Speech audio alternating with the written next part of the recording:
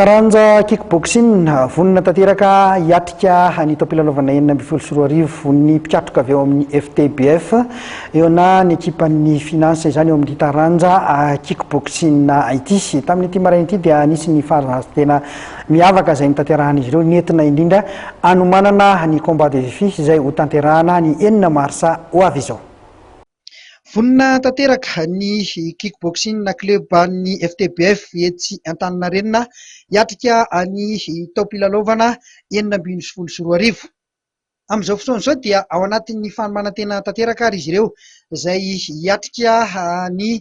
faninanana voalohany amin'ny enina marsa izao combat de défi. Amin'izao fotoana izao dia mahatratra 700 eo nisan'ny mpikambana ao anatin'ity club ny FTBF ity. Manomana zao ny club FTBF amin'izao amin'ny combat zay atao amin'ny sisy amin'ny fitokonana ny championnat de junior zay kakarany section mimana misy anako zao manday anjara ny club amin'ny FTBF mimana ihany koa ny club atao amin'ny FTBF amin'ny champion league champion indrindra fa champion d'Afrique zay raha sitrapon'Andriamanitra dia mety atao eto Madagasikara tamin'ny club tsara fora tamin'ny 2015 Net zao nisy maromaro ny coupe nitsaka tamin'ny club FTBF tamin'ny 2015 ary mbola atao tsaratsara koa amin'ny 2016 tao tamin'ny équipe pirana zao amin'izao zao misy 10 zany zao amin'izao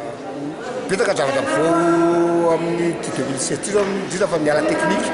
satria tanova voatra ny avy aman'alina teknika dia mitranaka an'izany no tena koa hoe azahoaiza ny tena hoe mampitany any ivelany mihitsy zany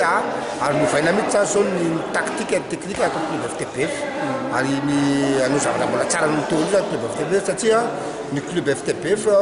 raha tsapy zay tamin'ny andro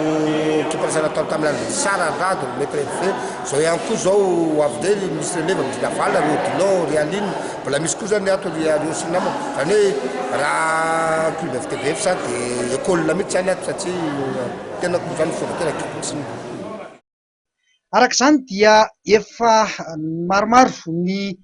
mpiatroka niaro ny voninahitra Madagasikara sy nandrombaka fandresena maro nivoaka tato anatin'ity club ny FTBF ity. Mampianatra ny taranja kickboxing manomboka ny ankizy kely ka hatramin'ny olon-dehibe moa ny club ny FTBF.